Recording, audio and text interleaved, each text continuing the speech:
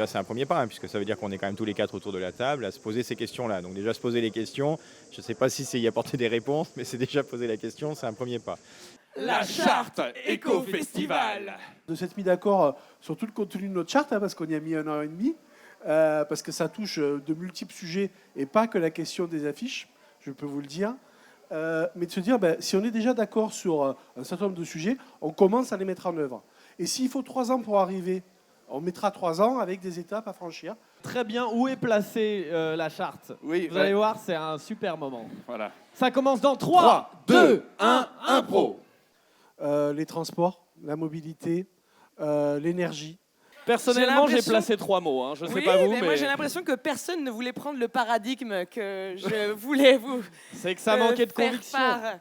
Oui, ça manquait de conviction. Ça mais Alors que peut-être à toute la l'époque. question démocratique a été réglée avec cette nouvelle gouvernance. Et je suis content qu'on ait parlé aux élus pour changer un petit peu d'orientation et que maintenant tout le monde arrive à communiquer, même à l'intérieur. Figurez-vous que les élus se parlent entre eux maintenant. T'es un militant avant tout et c'est comme ça que tu es né. Tu es un militant et surtout, tu es dans le partage. Et c'est ça, c'est la valeur fondamentale qui nous manquait à l'époque.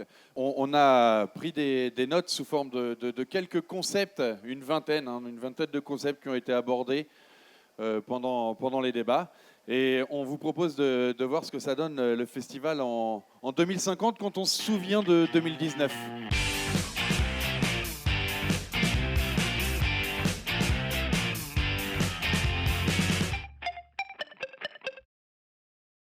Tu comprendras la nécessité face à l'absurdité qu'à trop utiliser le monde, il va s'évaporer. Nous, on le constate tous les jours au niveau du travail qui est réalisé par nos agents. On passe, en termes de chiffres bruts, on passe entre 15 et 20 tonnes par jour à plus de 40 tonnes par jour au niveau du centre-ville d'ordures ménagères. On double quasiment, la production d'ordures ménagères. Moi qui est fanat de bio, qui mange bio, 100% bio, elle se donne les moyens de manger bio, ça coûte plus cher. Hein. Un jour on discute, elle fume sa clope, et en même temps qu'on discute, elle jette sa clope par terre. Et j'hallucine. Comment ça, tu manges bio? Tu me prends la tête avec tes histoires de bio, de viande, machin et tout ça, et après tu jettes ta clope par terre. On a tous nos limites, je reviens à ça. Enfin, il faut prendre soin de notre planète, en gros. Moi, j'ai envie de dire que c'est déjà ça. C'est déjà des déchets qui n'iront pas en incinération. Il faut vraiment expliquer aux gens que nous, ça va. Il faut aussi trouver le bon équilibre. Le bon équilibre entre ce qu'est le festival et ce que sont nos impératifs écologiques. Donc ça nécessite des efforts de la part des trieurs sur la chaîne de tri, parce que c'est trié manuellement, hein, c'est le centre de tri de Vedène. Mais bon, on va continuer, on va mettre encore plus l'année prochaine, parce qu'on voit qu'il y a une réelle envie. Parce qu'ils sont demain petits déjà, je croyais que ça serait fini. Moi, j'étais convaincu que plus tard, on ne jetterait plus rien par terre. Donc là, il y a ça aussi à se poser. Comment est-ce qu'on commence à toucher le public pour que ce public passe, ne serait-ce à la gourde, pour qu'il y ait des fontaines d'eau dans la ville et arrêter de vouloir absolument faire du pognon avec des petites bouteilles d'eau.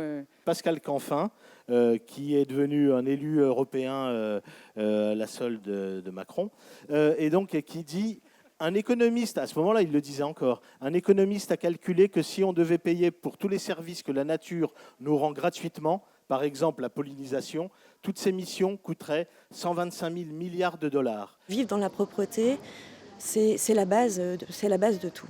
Et c'est aussi de montrer que l'endroit est beau. Pour le respecter, il faut savoir qu'il est beau. Il y a quand même beaucoup de personnes dans le déni qui nous disent nous, à notre échelle, on ne peut rien faire. C'est les entreprises, c'est les avions, c'est l'aviation, c'est machin, mais pas nous. On ne peut pas vouloir être écolo et croître toujours plus. Il faut se poser cette question de quand est-ce qu'on arrête de vouloir plus. Comment éviter que ces déchets-là partent à l'incinération et justement les valoriser? On voit bien que la planète est en train de brûler complètement. Alors on a sauvé Notre-Dame qui brûlait, mais la planète est en train de brûler, il faut aussi la sauver urgemment. Et on a besoin de ceux qui sont sur le terrain au quotidien, qui ont des idées à faire remonter et des actions à mener et parfois des critiques à nous faire. Et donc obligatoirement, on a envie d'essaimer et de cultiver, de continuer à travailler avec ses enfants. Et en fait, je ne pense pas qu'ils ne sont pas intéressés, ni les enfants, ni les parents. Et c'est pour ça que j'ai créé ce nouveau festival sans papier, sans lumière. En tout cas, on doit arriver à être modéré dans notre façon de consommer, y compris à consommer ce papier-là. je pense qu'il faut qu'on soit un peu plus raisonnable collectivement. Une équipe très motivée qui avait envie de trier. Et pour ça, il faut entraîner tout le monde dans la démarche. Et pour entraîner tout le monde dans la démarche, je pense qu'il faut co-construire. Sur les objectifs et le temps qu'il nous faut, parce qu'il faut du temps. J'ai un gros défaut, je fume les cigares. J'en fais quoi? Je le mets dans une poubelle plastique, je vais mettre le feu.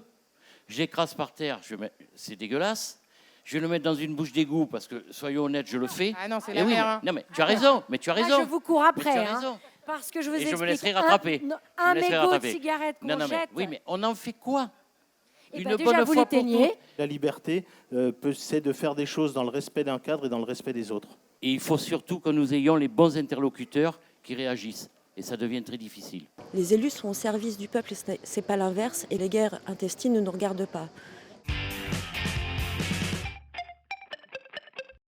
Depuis 2 ans, on a un service qui fonctionne 24 heures sur 24, avec des équipes de nuit qui commencent à 8 heures du soir jusqu'à 6 heures du matin.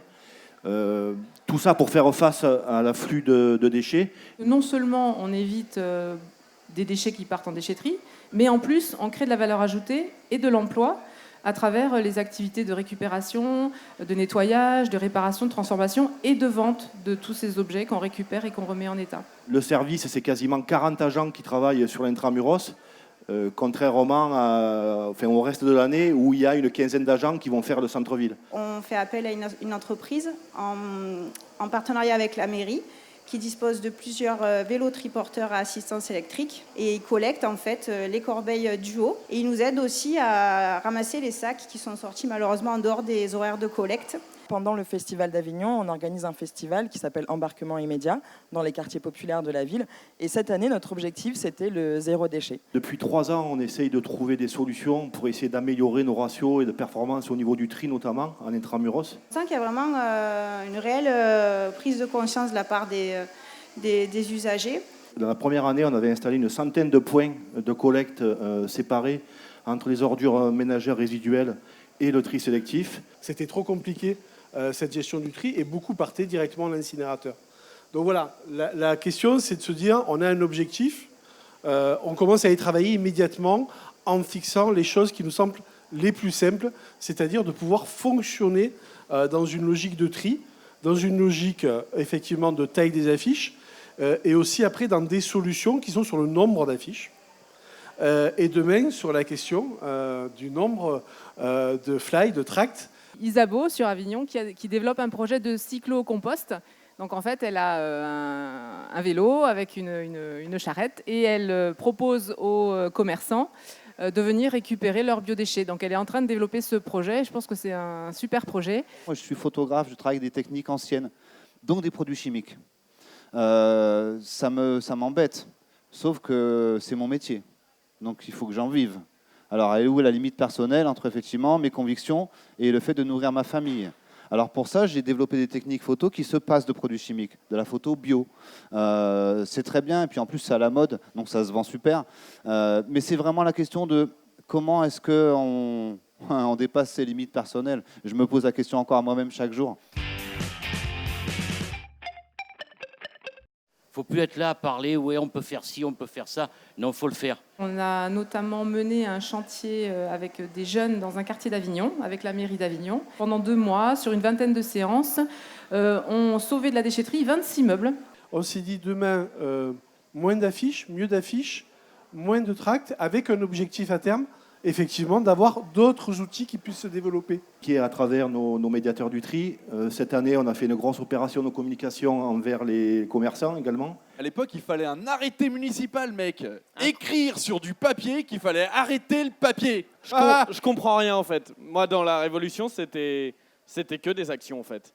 Désolé, on parle pas le même langage, mais c'est cool hein, que les vieux qui parlent des archives, c'est passionnant, c'est passionnant. Et pour mettre en place notre festival, la première chose qu'on fait avec les jeunes et les parents qui sont là, c'est nettoyer l'espace où on va jouer ensemble pendant 3 heures. Et c'est cette joie en fait de participer, de se dire on arrête de polluer cette planète, on y fait attention. Moi j'ai un blog qui s'appelle Les Bons Plans d'Avignon, qui est là depuis 7 ans, qui a un peu plus d'1 million de lecteurs aujourd'hui. Il faut apporter des services, ou en tout cas qui vont faciliter la vie aux gens, qui vont leur faire gagner du temps, parce que le problème, c'est qu'on est dans un système où on nous dit qu'on a le temps de rien, que la consommation, plus tu travailles, plus tu consommes. Pour consommer, il faut travailler, donc tu n'as pas le temps de respirer, tu n'as pas le temps d'écouter les oiseaux, bref. Donc il faut avoir ces outils qui nous aident à trouver autour de nous les bons produits, les bonnes personnes, les bons services. Le partage, c'était vraiment pas ce qu'on arrivait à faire de mieux. Mais c'est comme des valeurs comme bienveillance, sensibilisation. C'est des mots qu'on ne dit plus aujourd'hui en 2050. Et non, parce qu'ils sont complètement intégrés. Moi, je trouve vraiment que c'est en parlant qu'on sensibilise. Donc, vous avez tout à fait raison, parce que ça se trouve, les compagnies, les comédiens ne savaient pas, n'avaient pas pris conscience de ça. Vous leur en avez parlé, ça y est, ils sont sensibilisés, ils vont sensibiliser d'autres personnes. Donc, la mission, elle est en train de se faire. Ça, c'est bien. Ce qu'on réalise au festival, de se dire, mais si on peut le faire au festival, peut-être qu'on peut le faire toute l'année. Parmi les 1000 stratégies de flyage des compagnies, nous, on a essayé un slogan qui est non à l'affichage, on préfère s'afficher. On le fait en chantant et on s'amuse bien à le faire. Et on a été hyper étonnés de la réception du public, où des gens se sont retournés justement, je pense, pour ce côté écolo. On reproduit l'affiche de notre spectacle de manière immobile en chantant non à l'affichage, on préfère s'afficher. Et on s'est dit que ça n'allait pas marcher. Et il y a énormément de gens qui se retournent pour ça. Donc on l'a gardé parce que, de un, ça nous fait marrer, et de deux, ça répond vraiment d'un point de vue du public. On met des corbeilles en plus. Combien on pourrait en laisser, par exemple, en dehors du festival? Ça fait 1h30 qu'on est là, ou peut-être 2. Je ne sais pas combien de watts il y a autour de nous. Avec les LED, maintenant, ça consomme énormément moins. Mais peu importe, ça consomme moins. Ça consomme. Un exemple. Ça va les caméras, on voit quand même. On peut remettre la lumière, c'était juste pour voir. Là, j'aime bien l'idée de la créativité pour trouver des solutions. Je trouve ça génial. Alors nous, par exemple, Recyclerie, on peut aussi s'occuper des décors et des mises en scène. On peut être à la fois fournisseur de décors et récupérateur de décors. Il y a aussi des choses à imaginer dans ce domaine-là. Je pense qu'on peut faire des choses super sympas. Et essayer d'inventer un système hors système. On s'est posé la question de comment est-ce qu'on allait faire pour tracter de manière écolo et responsable, parce que c'est quand même Avignon, c'est environ 10 000 tracts imprimés par compagnie. Nous, on a d'abord décidé de ne pas imprimer de tracts, donc on a récupéré que des cartons, des emballages en fait cartonnés, des poubelles jaunes.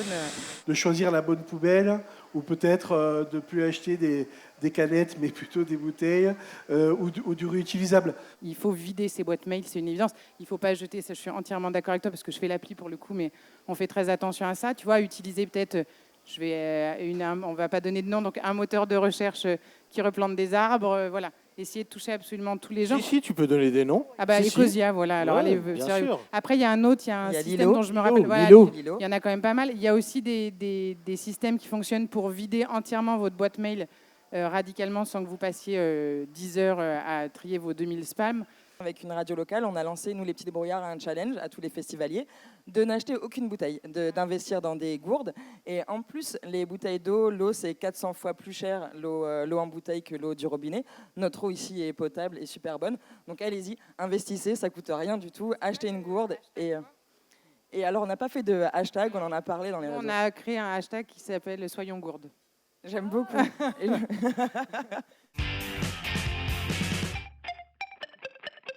C'est peut-être un petit peu les gens qui jettent tout et n'importe quoi et qui ne regardent pas, voilà, ou qui ne respectent pas les horaires. Et vu le nombre ou les tonnes de déchets, peut-être aussi la ville qui a du mal aussi à gérer les tournées. On propose une alternative au système tel qu'il est et qu'on aimerait juste que ça donne envie aux autres d'inventer autre chose aussi. Et surtout, il y a urgence, donc en fait, il faut se bouger.